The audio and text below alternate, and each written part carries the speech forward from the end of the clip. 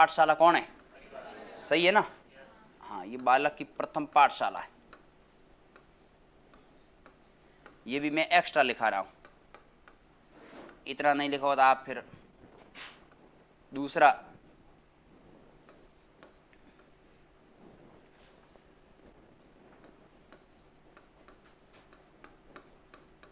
व्यक्ति का जो व्यक्तित्व, बालक का जो व्यक्तित्व निर्माण होता है ना, व्यक्तित्व निर्माण की प्रथम सीढ़ी है ये। यहीं से व्यक्ति परिवार में आगे क्या क्या करना, ये सारी चीजें। लेकिन आपके जो एग्जाम में, एग्जाम के पॉइंट ऑफ व्यू से महत्वपूर्ण वो ये है, परिवार के प्रकार, परिवार के इससे जुड़े हुए है सारे टॉपिक। एक तो आप समझते हो संयुक्त परिवार, कौन सा? इसमें समय इसलिए नहीं लगता कि सारे जानते हो बातें इसमें, संयुक्त परिवार। और दूसरा है एकल परिवार। ये तो पिछली बार प्रश्न शायद आ चुका है, इसलिए यहां से तो कहानी हो जाती खत्म कि संयुक्त परिवार किसे कहते हैं और एकल परिवार किसे कहते हैं। या आप सब जानते हैं कि संयुक्त परिवार का मतलब होता है जिसमें माता पिता और बच्चों के अलावा दादा दादी, बुआ, ताऊ, ताई, ये सारे अन्य मेंबर भी साथ में होते हैं, उसको संयुक्त परिवार कहते हैं। एकल परिवार का मतलब होता है माता पिता और उनके बच्चे। छोटा परिवार सुखी परिवार होता है, दुखी वो तो अब यहाँ पढ़ने पर पता चलेगा। लेकिन इसमें ये परिवार का, इस परिवार का आकार होता है बड़ा, सही है, जबकि इस परिवार का आकार होता है छोटा। कई मामलों में सुखी भी है, कई मामलों में दुखी भी।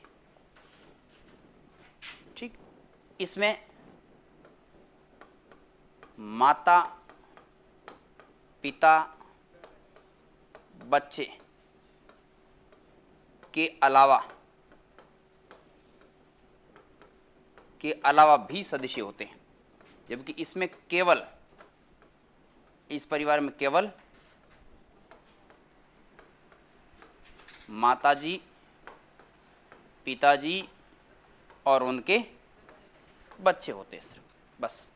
तो एक तो एकल परिवार में कौन शामिल होते हैं, संयुक्त परिवार में कौन शामिल होते हैं, पहले तो बात ये समझनी है। छोटा आकार होता है, बड़ा आकार होता है। संयुक्त परिवार में जब रहते हैं तो बच्चे पर क्या फर्क पड़ता है और एकल परिवार में रहते हैं तो बच्चे पर क्या फर्क पड़ता है, ये बात आप सब जानते हैं। संयुक्त परिवार के अंदर जो दादा दादी के जो अनुभव है, जो कहानियां हैं, जो स्नेह है, जो प्रेम है, जो संस्कार है, वो इस परिवार में जो मिलते हैं वो इस परिवार में नहीं मिलेंगे। क्योंकि जितना अनुभव और जितनी समझ दादा दादी को होती है उतनी माता पिता को नहीं होती। सही बात है। तो एकल परिवार के अंदर बच्चा जो होगा उसका जीवन एकाकी होगा। एकल परिवार के बच्चे आप देखोगे नटखट कम होते हैं, नौटंकीबाज कम होते हैं, संकोच स्वभाव के होते हैं, शर्मीले स्वभाव के होते हैं। जबकि संयुक्त परिवार के होते हैं वो सारे पत्थरबाज होते हैं, नौटंकी करते हैं, नटखटाई करते हैं, बचपना है वो दिखाते हैं। ये बचपना कम दिखाते हैं, ये बचपना अधिक दिखाते हैं, और ये बहुत अच्छी बात है। संयुक्त परिवार में रहने वाला बच्चा शायद ही बेरोजगार रहता हुआ। एकल परिवार के बहुत सारे बच्चे बेरोजगार रह सकते हैं। संयुक्त परिवार में रहने वाले बच्चे में कभी भी हीन भावना नहीं आती, जबकि इस परिवार में रहने वाले बच्चों में हीन भावना से ग्रसित रहते हैं। आप कहीं पर ज़्यादा शहर में या बड़े शहरों में जो रहने वाले परिवार होते हैं या सरकारी नौकरी में होते हैं, मियाँ बीबी और बच्चे अकेले रहते हैं अलग, वहाँ से जब वापस गांव में आते हैं तो ये बच्चे, इनको अपने घर वाले के आवड़े को नटाबर है ना, क्योंकि उन्होंने ये देखा ही नहीं है। मैं कई बार उदाहरण देता हूँ, इंग्लिश मीडियम के 8वीं 9वीं क्लास में पढ़ने वाले बच्चों का आप कभी अगर पूछोगे बेटा परदादा को जानता है ये क्या होता है, उनको जानकारी नहीं होती, क्योंकि ये किस परिवार में रहे हैं, एकल परिवार। और ये मुख्य रूप से एकल परिवार गाँव में कम मिलता है, शहरों में ज़्यादा मिलता है। गाँव में यदि एकल परिवार होता भी है तो जो बच्चे होते हैं उन बच्चों का स्नेह बुजुर्ग लोगों से संपर्क रहता है ना। अलग होने से हेड मत है टाबर धोड़ी गाड़ी जय बिरो ब्याह बजाना खाना खा रहे हैं ना, आते जाते रहते हैं, इनका संबंध रहता है। शहरों में जो रहते हैं उनकी दिक्कत ज़्यादा होती है। तो इसमें आपको कोई जब ऑप्शन में आएगा तब पता चलेगा कि एकल परिवार की क्या विशेषता है और संयुक्त परिवार की क्या विशेषता है। ये बात मैंने आपको बता दी। यहाँ पर इसमें बड़ा परिवार होता है, बड़े परिवार में सारे लोग शामिल होते हैं, सारे लोग जब होते हैं तो बच्चों की परवरिश अच्छी होती है, जबकि इस परिवार में भाग दौड़ की जिंदगी रहती है। अब मान लो कभी कभार आदमी बाहर काम पर रहता है, महिला को कभी पीर जाना हो, कोई दूसरे काम पर जाना हो, तो बच्चों को कहाँ छोड़े, फिर स्कूल भी मिस करनी पड़ती है उनको जहाँ पर जाते साथ में ले जाना पड़ता है। फिर वहाँ बच्चे के बेचारे वहाँ वो खाने योग्य सामग्री नहीं है जो यहाँ खाने योग्य थी, वो पचवी ना आवड़े को पच लुगई एक तो फायदो लुगई पास छेको आना पड़े घरे टाबर ना आवड़े को ना लोगे हाँ, तो एकल परिवार में दिए यहाँ परवरिश अच्छी होती है, यहाँ परवरिश इतनी नहीं होती। यहाँ के बच्चे हैं वो कभी भी नेगेटिव विचार धारा से ग्रसित नहीं रहते। यहाँ नेगेटिव का मतलब छोटी अवस्था में गालियाँ निकालते हैं, वो नेगेटिविटी नहीं है, वो बचपना है, वो तो स्वाभाविक है, अपन ने भी निकाली नहीं वो भी निकालेंगे, और होना भी चाहिए, बच्चों को समझ होनी चाहिए। लेकिन इस परिवार के बच्चे शर्मिले स्वभाव होते हैं, अपनी बात है वो दूसरे को भी नहीं कह पाते हैं सही ढंग से, और ए बड़ा थाऊ नहीं होना ही मम्मी तो होना वे होना गए तैयार है अपन, हम अपन सुना देंगे क्या। तो संयुक्त परिवार अच्छा है वैसे, लेकिन बढ़ती हुई जनसंख्या के लिहाज से या आर्थिक बोझ के हिसाब से, उस हिसाब से देखें तो संयुक्त एकल परिवार ठीक है।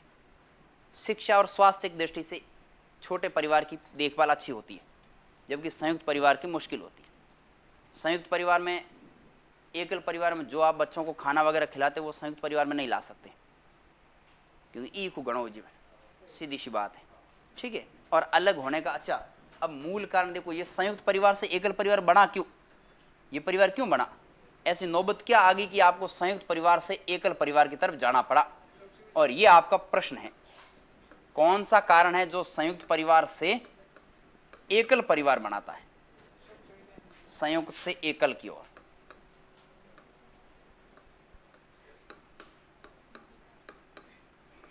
अब इसके पॉजिटिव भी है और नेगेटिव दोनों कारक है।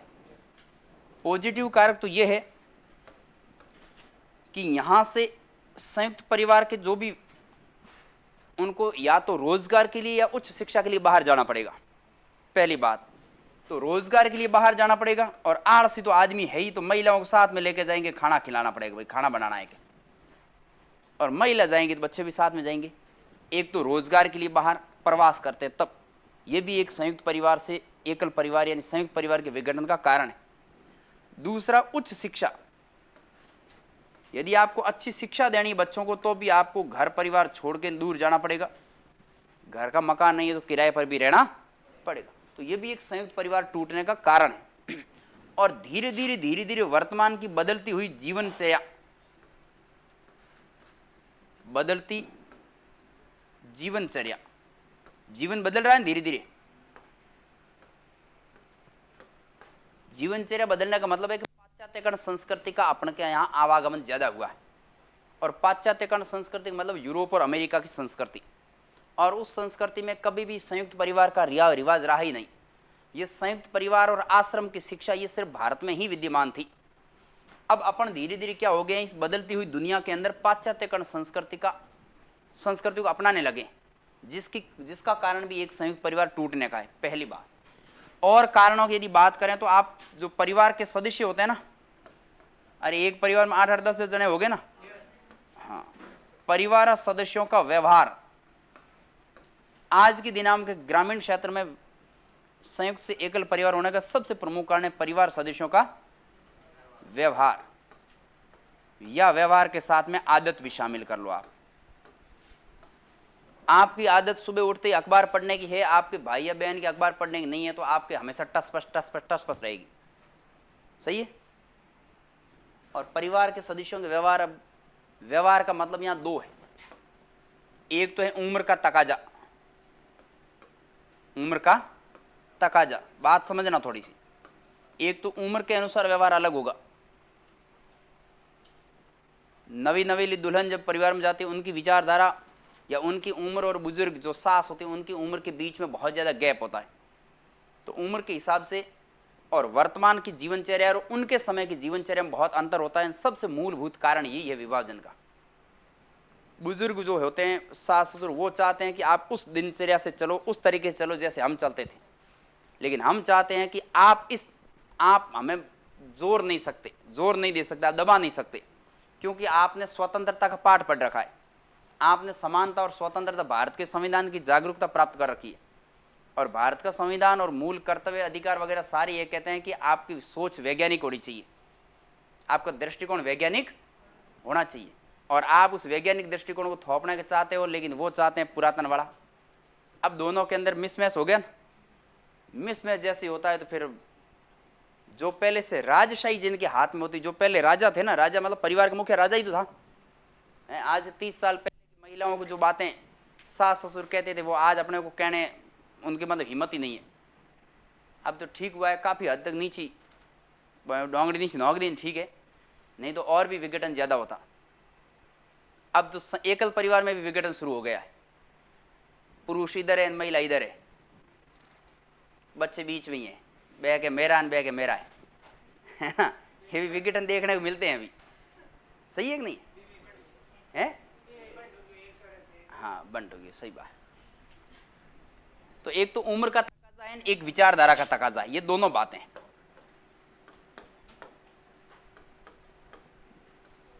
दो हगी बहनों देरोनी जेठोनी हुए, फिर भी उनका विघटन हो जाता है, यानी परिवार संयुक्त से एकल बन जाता है। कारण ये दोनों की विचारधारा मेल नहीं खाती। तो ऐसे प्रश्न क्या होते हैं? ऐसे प्रश्न का कोई फिक्स उत्तर नहीं होता, ये ऑप्शन में आते देखते उसी से मैं पता चलता है इसका कारण क्या हो सकता है। अब कोई कहे संयुक्त परिवार से विघटन परिवार का, संयुक्त परिवार से एकल परिवार बनने के कौन सा कारण है और कौन सा नहीं है, वो आप ऑप्शन में देखोगे तब पता चलेगा। ध्यान ये रखना है कि संयुक्त परिवार से ये जो मूलभूत कारण है, उच्च शिक्षा के लिए बाहर जाता तो भी परिवार का टूटना है, यानी बीवी बच्चों और पति को बाहर जाना पड़ेगा, रोजगार के लिए जाना पड़ेगा, बदलती हुई जीवनचर्या तो है ही मुख्य विचार। सबसे मेन मूलभूत है परिवार के सदस्यों का व्यवहार और उसकी आदतें, और उन आदतों के अंदर एक उम्र का तकाजे भी होता है, एक विचारधारा की लड़ाई भी होती है। और दूसरा ये भी थोड़ी जानकारी रखनी है कि जागरूकता बढ़ गई है एक, ठीक। अब जागरूकता अपने वाली नहीं है, जागरूकता वो नहीं है कि अब मतलब जागरूकता ज़्यादा बढ़ती होती तो बुजुर्गों को साथ में लेकर चलते हैं, लेकिन जागरूकता अलग हिसाब की। कौन सी अलग हिसाब की है? अपना अपना करना, अपना अपना करना, अपनी ढपली अपना राग, ठीक। ससुराल आते ही महिलाएं सबसे पहले यही नजर डालती है, घर परिवार में कौन कौन मेंबर है, देवर जेठ क्या करते हैं, कौन ज़्यादा कमाता है कौन कम कमाता है। अपना पति यदि ज़्यादा कमाता है बाकी वालों से, तो फिर थोड़े दिन से बाद में शुरू हो जाती प्रक्रिया, थे कमाओ पैया कुंजैन थोन ठा पड़ो को नींद हर हतरे ठोट सही जी टाबर उठा की शिक्षा दरी जी को नींद खड़ाई जिथों गई है को नींद इतो जनोर इतना जना भेड़ा बैठा हम किन्ना किन्नी किन्नी धपाओन किन्नी लार रागोन ई को करें फलान हतरे काल। और मूल बात ये आलोचना की बात नहीं है, विघटन का मुख्य कारण इसमें महिलाएं ही होती है। या आप यहाँ सारे लेडीज बैठी जानते हो, सही है गलत है? क्योंकि भाई आप किसी के घर गए हो तो कोई तो आपके घर में भी आया है, आप भी किसी की बुरजाई बन के गए तो कोई आपकी बुरजाई भी बना है ना। तो ये इसका मूल कारण इसलिए कि आप नहीं आए थे, उससे पहले विघटन हुआ तो नहीं, उससे पहले विघटन नहीं होता, शादी के बाद ही विघटन ज़्यादा होता है। और उसका मूलभूत कारण ये है अपना अपना करना। और ये जो सारी मैं बातें बताऊँ ये ही मुख्य कारण होता है, इसको अपन कहते हैं व्यवहार में बदलाव। और कई बार तो बहुत हटीली आ जाती है, घरवाला आप बूढ़िया आप आनंद के बेल न्यारा हो हटीली स्वभाव ज्यादा होती है तो अरे रोज लड़ो भी पता न्यारा आ हैंगू बढ़िया प्रक्रिया महिला चाव यही है हूँ न्यारी थोड़ी मन की बाहर का डीट करूँ के अपना काम भी एक पंदन दो काज ओल पे अपने मन नहीं लगे काम ही अपना हो गयो, ठीक है। हाफ ही नहीं मरे लाठी नहीं भागे, हाफ मर जाए लाठी नहीं भागे, है ना, दोनों काम हो। ये सारे संयुक्त परिवार से एकल परिवार बनने के कारण, ठीक है। अब आपको अब जब अपनी उम्र में होता है ना, इस साल में 30 साल तक तो ये बातें अच्छी लगती है, ठीक है। लेकिन जैसे ही अपन 40 साल की उम्र में जाते हैं ना, तब ये प्रक्रिया वापस अपने साथ भी होनी है। तब अपने को लगता है ये ठीक था, नहीं लगता ये ठीक है। क्योंकि जब जवानी के रूप में होता है ना, तब ये ठीक लगता है, ये ठीक है। घरों छेटी एकला अपने बाल बच्चों को सिर्फ अपनी ही सोचने, अब अपना ला थोड़ा दिन अपना ही सोचने ढूंढा जिन्हें अपना क्या हाल है, हाल वो का वो है। और होता ये भी है कि अपन जहाँ पर जाते हैं ना, वहाँ तो चाहते हैं कि हूँ कूँ जीवों की बस हाउ करनी चाहिए, ठीक है। और अपने जगह भुरजाई आवे बी मैं हो कौन अब नहीं भुरजाई करे जूँ करना चाहिए ना, ये तो माँ करे जो होना चाहिए, ये सिस्टम सही है कि नहीं? हाँ, ये तभी ये विघटन होता है। तो परिवार के विघटन, दो प्रकार के परिवार विघटन के मूल कारण आपने समझ लिए। इसके अलावा दो तीन शब्दावलियां हैं। एक तो होती गोद लेना, जानते हो आप? गोद लेना ये कानूनी अधिकार है। कानून ने भी ऐसा अधिकार दे रखा है कि आप किसी रिश्तेदार को, किसी दूसरे के बच्चे को गोद ले सकते हैं और उसको कानूनी संरक्षण प्रदान दिया जाता है। यानी आपकी संपत्ति जो भी पीछे होगी, परिसंपत्तियों का मालिक गोद लिया हुआ बच्चा होगा। ये गोद तो अपन लेते ही, प्रक्रिया चलती है अपने यहाँ। एक आपने सुना होगा जिसके कोई भी माता पिता नहीं होते, जिनके माता पिता है वो तो या एकल परिवार में या संयुक्त परिवार में। कई बार बच्चे अनाथ होते हैं, उनके माँ बाप नहीं होते, या तो माँ बाप होते नहीं या माँ बाप में से एकाध होते हैं, एकाध छोड़ देते हैं। अब ये ऐसी खूब सारी घटनाएं कि मम्मी नहीं होती है तो बाप छोड़ देते हैं, बाप नहीं होता है तो मम्मी छोड़ के दूसरे के बीच चली जाती होते रहे। ठीक है, तो अनाथ जो होते हैं उनके लिए सरकार ने व्यवस्था कर रखी, अनाथ आश्रम खोल रखे। क्या कर रखा है? अनाथ आश्रम। ये तो सारी अब ऑप्शन में जैसे आता पता चल जाता है। अनाथ आश्रम खोल रखा है सरकार, वहीं पर रखती है उनको, उनका पूरा संरक्षण देती है, उनको खाना पीना, जितनी स्कूल शिक्षा वगैरह सब कुछ सुविधाएं देती है, और इनके लिए विद्यालय भी अलग से संचालित करती है। तो ये भी आपको ध्यान रखना है कि जो अनाथ बच्चे होते हैं उनका निवास कहाँ होता है? अनाथ। और बुजुर्ग आदमी होते हैं उनका निवास होता है वृद्धाश्रम। कौन सा आश्रम? वृद्धाश्रम। अच्छा, परिवार भले टूट जाए, परिवार भले ही, लक्षण वही रहेंगे। आनुवंशिक लक्षण जानते हो आप? कुछ ऐसे लक्षण होते हैं जो पीढ़ी दर पीढ़ी चलते हैं। परदादा के लक्षण भी आप में है, और अपने भी ने रूप दे दियो गुटकी रो, अपना क्या गुटकी दे बिंग जड़ हो ना, ये कोई जरूरी नहीं। ये एक अंधविश्वास का डरा है, ऐसा कोई जरूरी नहीं है। गुटकी तो मैं हॉस्पिटल में नर्सों दे गणकरी पहले ही है, थाने बिंग सोबा उठाए पचे गालों का डे केटा कोनी मरी गए किंगे जड़ी हो है, ऐसा नहीं। तो जब परिवार का विघटन तो भले हो जाए, लेकिन उसके साथ में कुछ लक्षण होते हैं जिसको वंशानुगत लक्षण कहते हैं। क्या कहते हैं? वंशानुगत लक्षण। और वंशानुगत लक्षण से पहले आपको एक, वैसे आप जानते हैं इसमें कोई जो वंश वृक्ष होता है, एक कैसा वृक्ष? परिवार का वंश वृक्ष। और परिवार के वंश वृक्ष में एक तो होता है, एक आप स्वयं व्यक्ति, उसके बाद में पिताजी, पिता के बाद में दादा, के बाद में परदादा। ठीक, इधर स्वयं, स्वयं के बाद में माता नहीं, मम्मी है। मैं तो मम्मी क्या है? मम्मी है ना आपको, मिस्र की मम्मी प्रसिद्ध है। मैंने बताया था आपको ये, मिस्र की मम्मी प्रसिद्ध है। मम्मी कहाँ की प्रसिद्ध है? अपने यहाँ की नहीं है, मिस्र की। मम्मी का मतलब क्या है? Dead body. हाँ, आप बुलाते मम्मी, मैं तो संस्कृति है, ये सारी प्राचीन संस्कृति है। माता के बाद में नानी, और नानी के बाद में परनानी। ये सारे लक्षण, दादा परदादा, नाना परनाना, ये सारे लक्षण होता है ना, ये वंश वृक्ष कहलाता है। ये सारे लक्षण आप में आते रहते हैं। अरे आते कि नहीं? नौनों लक्षण आवे छोरे में को आवे है। हाँ, नौनी का भी आ सके, नौने का भी आ सके। ठीक है, ये कहलाते हैं वंशानुगत लक्षण। वंशानुगत का मतलब पीढ़ी दर पीढ़ी लक्षणों का आवागमन होता रहता है। बच्चे के अंदर पीढ़ी दर पीढ़ी लक्षण जो बदलते रहते हैं उसको कहते हैं वंशानुगत लक्षण। या वंशानुगत की जगह कभी कभी इसमें आनुवंशिक नाम आ सकता, सुना है? आनुवंशिक, आनुवंशिक लक्षण। ठीक है, एक ऑस्ट्रिया के अंदर 22 जुलाई 1822 में एक व्यक्ति का जन्म हुआ, ग्रेगर जॉन मेंडल। सुना है नाम कभी? ऑस्ट्रिया का निवासी था Gregor John Mendel. Gregor John Mendel. बहुत सारी इसमें बातें बताने के लिए है, लेकिन मैं इतनी बता रहा हूं। इसके तो बहुत सारे 1:3:2 ये भी है, लेकिन अपने को नहीं जाना। अब देखो, ग्रेगर जॉन मेंडल ने एक मटर का पौधा लिया, मटर का पौधा, किसका? और उसके ऊपर ये लक्षणों का पता लगा कि एक मटर के दूसरे मटर में क्या कोई लक्षणों का ट्रांसफर होता है कि नहीं होता। और उसके आधार पर पता लगाया कि वास्तव में इसके लक्षणों का ट्रांसफर होता है। इसलिए इसने इस वंशानुगति के नियम दिए, आनुवंशिकी के सबसे पहले नियम दिए, इसलिए इसको आनुवंशिकी का जनक कहते हैं। किसको? ग्रेगर जॉन मेंडल को। वंशानुगत लक्षणों का जनक या आनुवंशिकी का जनक किसको कहा जाता है? किस पौधे पर प्रयोग किया था? मट। ठीक है, मानव पर नहीं, पौधे पर प्रयोग किया, पौधे के आधार पर। यह बात थोड़ी सी आपको ध्यान रखनी है। तो वंश वृक्ष, वंशानुगत लक्षण, आनुवंशिकी, ग्रेगर जॉन मेंडल और परिवार के नियम, क्या पढ़ा आपने। दूसरा आपको ध्यान रखना है रिश्तों की समझ। रिश्तों की समझ तो आपको है ही, इसमें तो कोई जानकारी देने की बात नहीं। रिश्तों की समझ का मतलब आप समझ गए ना, मैंने अभी बताया ना आपको। ये बच्चों को बताना है, 5वीं क्लास के बच्चों को बताना है, 4th क्लास के बच्चों को बताना है कि बेटा ये रिश्ते। गांव के बच्चे को तो बताने की जरूरत नहीं, आपसे भी होशियार होगा वो रिश्तों के मामले में। उसको पूछ रहा तेरा ननियाल कहाँ है, पड़नौनी, कटेरी वगैरह सारी चीज़ें बता देगा। शहर के बच्चे को पूछना तेरे पड़ पो ममालिया कितना है, समझ में को है के डेरो बताओ पहला। फिर कहना पड़ेगा कि तेरे मम्मी के ननियाल, वो हाँ वो पता नहीं कि मेरे को। गांव वाला बच्चा सावड़ मेरी दिन उड़ाए के, मैं ही जानता हूँ सबको, है ना। तो रिश्तों के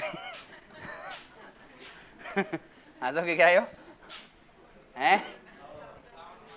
हाँ, तो रिश्तों की समझ के बारे में आप जानते हैं। बस इतना सही टॉपिक है, इसमें 2 यूनिट आपकी होगी। एक तो है परिवार, क्या है परिवार। परिवार के अंदर एकल परिवार और संयुक्त परिवार पढ़ लिया आपने, एकल और संयुक्त, एकल और संयुक्त परिवार। दूसरी आपने आपसी संबंध पढ़ लिया। आपसी संबंध का मतलब रिश्तों के संबंध, रिश्तों की समझ, आपसी संबंध पढ़ लिया। इसके अलावा इनका विघटन होने का कारण पढ़ लिया, जान गए विघटन। और दूसरा आप वंशानुगत को जान गए। ध्यान रखना लक्षण पीढ़ी दर पीढ़ी चेंज होते हैं, न केवल मनुष्य में बल्कि पशुओं में भी चेंज होते हैं। ठीक है, आप देखते हो गेट या बकरियां हैं उनके जैसे ही होते हैं। ठीक, लक्षण चेंज होते रहते हैं। इन बातों को थोड़ा ध्यान रखना है। लिखो थोड़ा सा टॉपिक, इसको शॉर्ट एंड स्वीट में लिखना है।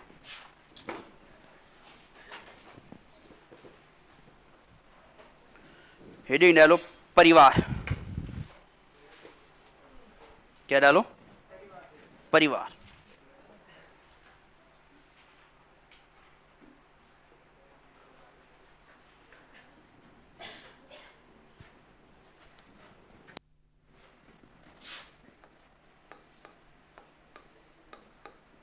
परिवार लिख दिया।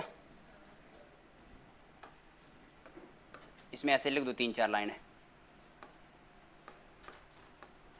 लिखो लोगों का समूह, लोगों का समूह। दूसरी लाइन लिखो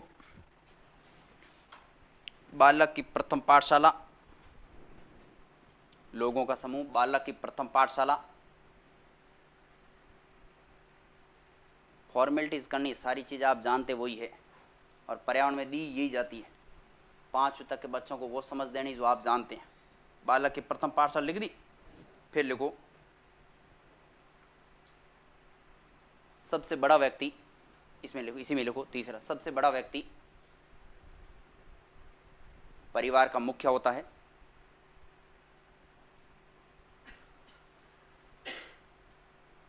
परिवार का मुख्य होता है। अगली लाइन, परिवार के प्रत्येक सदस्य की भूमिका, परिवार के प्रत्येक सदस्य की भूमिका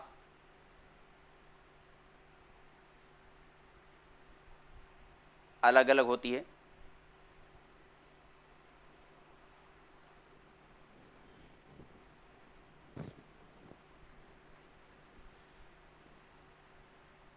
अगला लिख दो बच्चों के व्यवहार, बच्चों का व्यवहार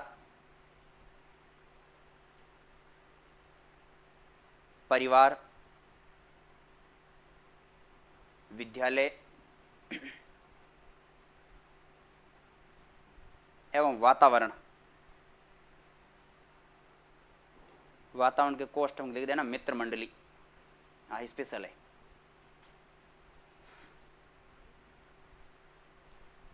बच्चों का व्यवहार परिवार, विद्यालय एवं वातावरण से निर्धारित होता है, निर्धारित होता है।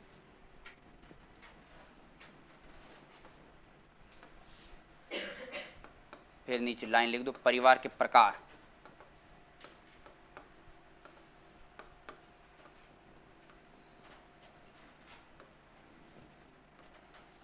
एक तरफ लिख दो संयुक्त परिवार और इधर लिख दो एकल परिवार। संयुक्त और एकल, एक पेज में पूरा करना सारा। संयुक्त परिवार एवं एकल परिवार।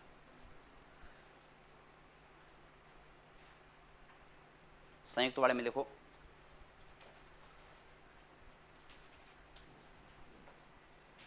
यह बड़ा परिवार है।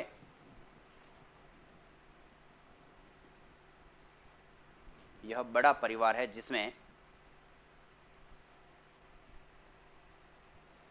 माता पिता एवं बच्चों के अलावा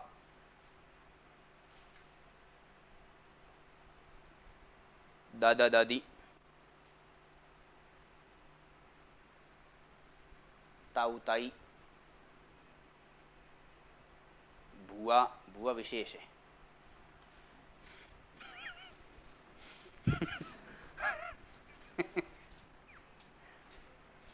ये भी एक विघटन का बड़ा कारण है। सही में नहीं है, है। ननद भुरजाई रे बहुत कम ही बनती है, बहुत कम बनती। सही है कि नहीं? घण बनाए ऐसा नहीं है। यहाँ तो कई परिवार 3-3 पीढ़ी अभी तक बैठे, कई परदादा बिड़ा अभी तक साथ में चल रहे हैं, ऐसे बहुत कम है। यहाँ तो कई की जगह तो ननद भुरजाई दोस्त थी कि है आप ही कौन, ऐसा भी है। अब हाँ कहते कि है भी कारण है आधिपत्य। भाई जहां महिला रहती है ना, मतलब 2 महिलाएं, एक बुआ ने एक भुरजाई, बुआ भुरजाई की ननद भुरजाई। अभी माँ माँ डिपेंड है कि माँ बैलेंस की कर करे दो या नहीं, उस पर है परिवार का निर्धारण। यदि मांग एक तरफ झुकाव होगियो, भुरजाई हमें दोनों सब कह रहे हैं, बुआरी हमें दोनों तो बुआ बैठी तेरा सब कई की ठोड़ है। कई की ठोड़ तो लाड की घनी बुआरियों पर कहती कई की ठोड़ माँ बड़ी कड़क हो कहते तू तेरे भाई इसके आग कर फालतू घर संभालते हो जाके बुआ। हाँ क्या सही है, तो परिवार भी चले बढ़िया है, दिक्कत ही नहीं आती है। क्योंकि उस परिवार पर तो भाई बुआ हलो अधिकार बुआरी है। सही बात है, बुआ ने घर है हूँ पुड़ो ना गलो बढ़ जाओ अधिकार करो है वहाँ आपका है। हाँ लेकिन तो ये इसलिए बुआ स्पेशल याद रखना है ना। क्या याद रखा, क्या लिखा? ये बड़ा परिवार जिसमें माता पिता बच्चों के अलावा दादा दादी ताऊ ताई बुआ आदि भी शामिल होते हैं।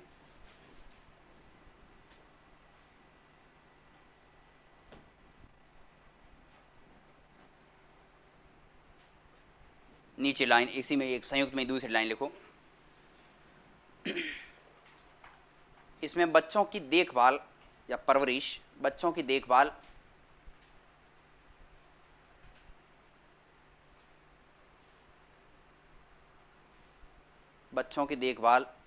अच्छी होती है।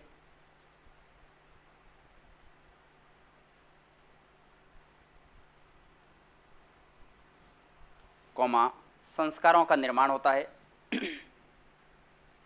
संस्कारों का निर्माण होता है।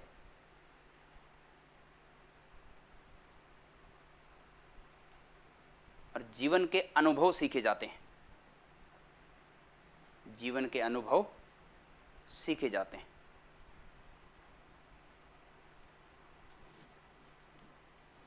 एकल परिवार में लिख दो यह छोटा परिवार है। यह छोटा परिवार है।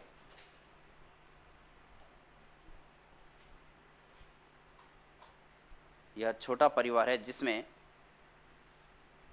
माता पिता एवं बच्चे शामिल होते हैं। माता पिता एवं बच्चे शामिल होते हैं।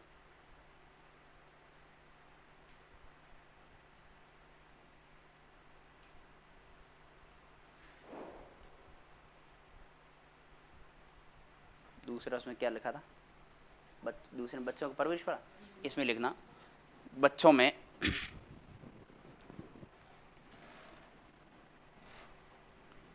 एकाकीपन का लक्षण, एकाकीपन का लक्षण अधिक होता है।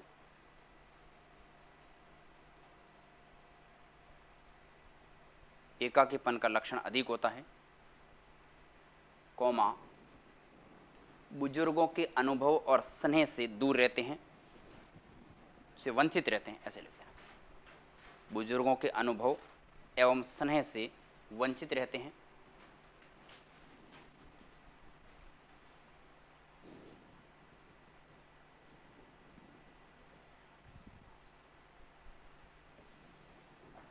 अगला लिखो, हेडिंग डालो, परिवार विघटन का कारण।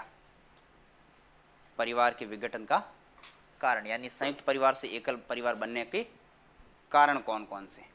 परिवार विघटन का कारण।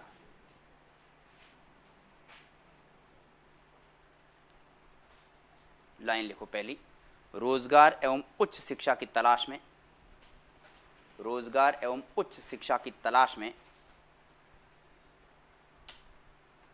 बाहर जाना,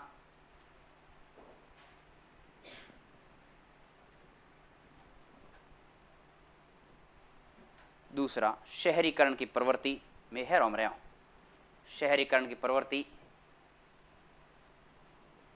मैं छोरी हगई करे पहला तय करे मापदंड कई, पापा ने तो कई हंगी जगह मम्मी ने चुपके रोटी बना दे बेलन यूँ बाप कह दे वाला कि मम्मी हाँ मेरे आज कोई मेहमान आया, मेरे पापा बात करे हगई गणगी हगई मेरे हैर में करो तो मन ठाक हुआ। देखो बढ़ती शहरी। अगला लोग वैचारिक भिन्नता, वैचारिक भिन्नता, अरे विचारों के अलग अलग समझ। वैचारिक भिन्नता, बदलती जीवन शैली, आ मुख्य हाँ बैठे जड़े हैर में 2 बार महीने में जाने देखो ड्रेस लाने, बदलती जीवन शैली। अगला स्वतंत्रता की भावना, स्वतंत्रता की भावना।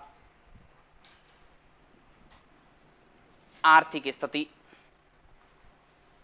रोड़ा ही गई है गणा तो, आर्थिक स्थिति। अगला परिवार के सदस्यों का व्यवहार एवं आदतें,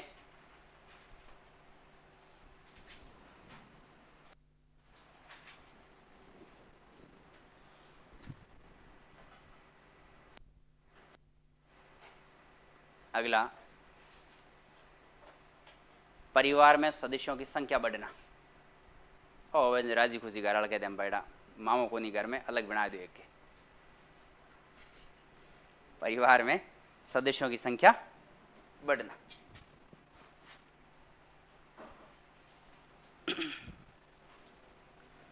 फिर लिखो वंशानुगत लक्षण, वंशानुगत लक्षण।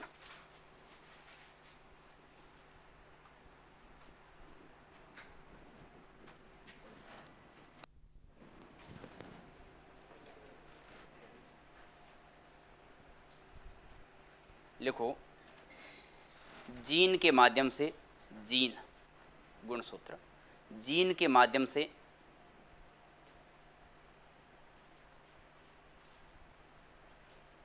परिवार के सदस्यों के लक्षण, वंशानुगत लक्षण, परिवार के सदस्यों के वंशानुगत लक्षण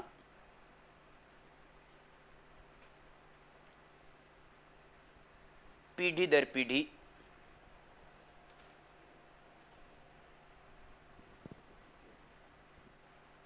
पीढ़ी दर पीढ़ी संचारित होते रहते हैं।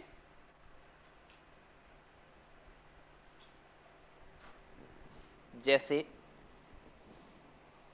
जैसे बच्चे का क्रोध स्वभाव, री आवे कही होगी नहीं और दादे मात गए होगे, बच्चे का क्रोध स्वभाव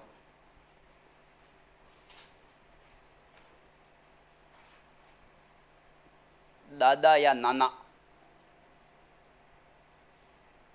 दादा या नाना के समान होना।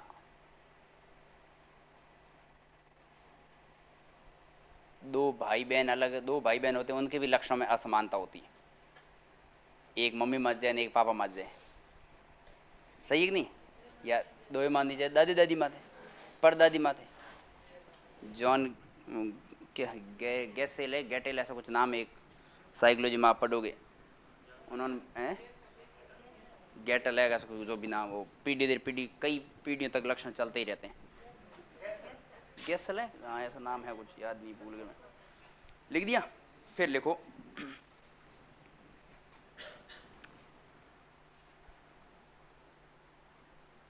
क्या लिखा था लास्ट लाइन, वंशानुगत लक्षण वाली लिखी। लिखो ये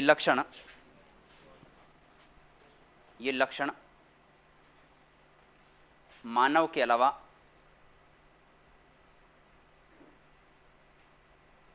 पशुओं में भी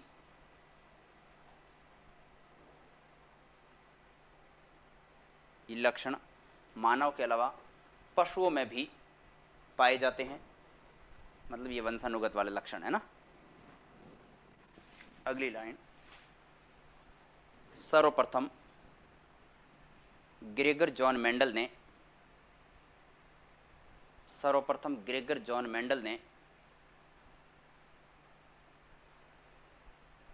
मटर के पौधे पर प्रयोग करके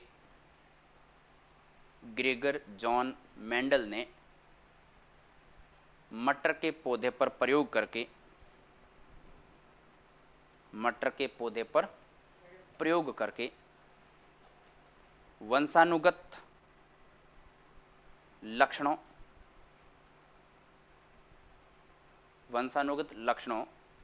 की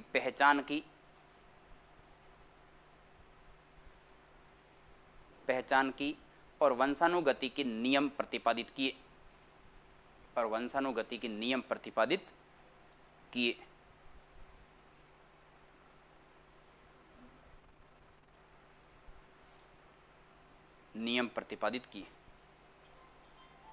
नीचे लिखो, अतः मेंडल को वंशानुगत / आनुवांशिकी का जनक कहते हैं। आनुवांशिकी का जनक कहते हैं।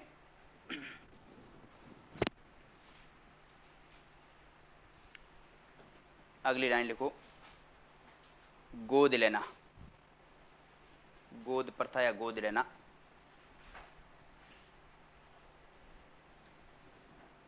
लिखो, रिश्तेदार या अन्य बच्चे को कानूनी संरक्षण प्रदान करना,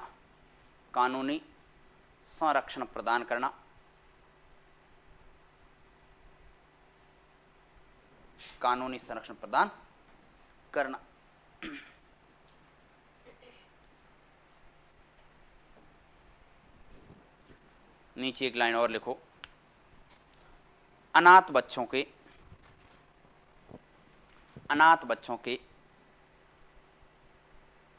पालन पोषण हेतु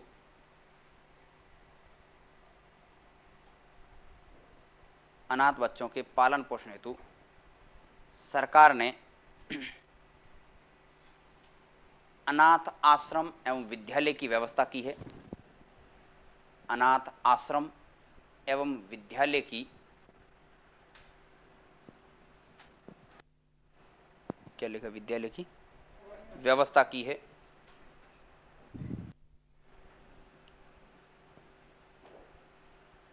एक इंपॉर्टेंट लाइन एक और है ऊपर, वो वंशानुगत वाला नियम लिखे ना, मेंडल लिखा लास्ट में, आनुवंशिकी का जनक कहते हैं, वहां पर एक लिखो, उस आनुवंशिकी के जनक कहते हैं, इसके नीचे वाली लाइन में एक छोटी लिखना, डॉक्टर हरगोविंद खुराना, बहुत इंपॉर्टेंट, आगे इंपॉर्टेंट लगा देना, पिछली बार शायद है, इस बार आएगा। डॉक्टर हरगोविंद खुराना ने वंशानुगत में डॉक्टर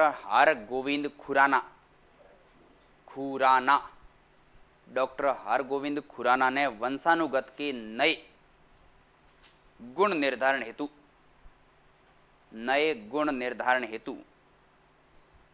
अनेक शोध पत्र लिखे। नए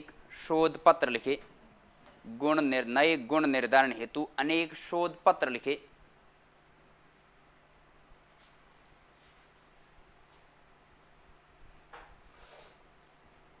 फलस्वरूप नोबेल पुरस्कार मिला, पहला भारतीय है जिसको नोबेल पुरस्कार से नवाजा गया है। हरगोविंद खुराना का ध्यान ये रखना है, बायोलॉजिकल से संबंधित है, बायोलॉजी से, वंशानुगत से संबंधित है। किससे है? इसीलिए इसमें लाइन लिखाई, ये किताब में है 5वीं वाली में, फलस्वरूप नोबेल पुरस्कार से नवाजा गया। लिख दी लाइन है, इतनी सी लाइन लिखी। इसमें आपको याद क्या करना है? परिवार वाली बात तो कोई याद करने लायक, अरे परिवार वाली बात तो लाया याद करने लायक है नहीं, ये तो फॉर्मेलिटी लिखनी है, नहीं लिखे वाले को और लिखा कौन भाई, ठीक है। याद करने वाली बात क्या है? वंशानुगत के नियम है, वंशानुगति, या इसको कहते हैं आनुवंशिकी।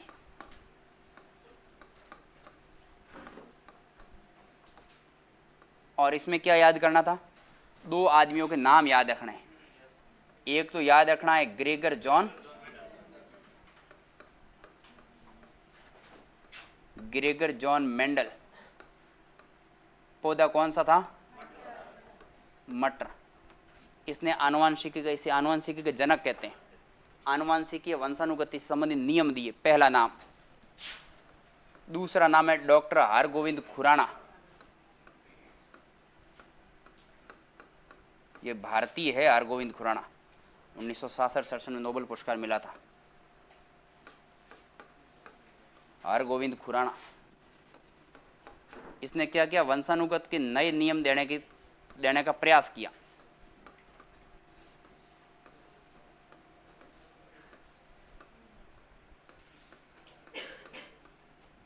और बाद में इसको दिया गया नोबेल पुरस्कार।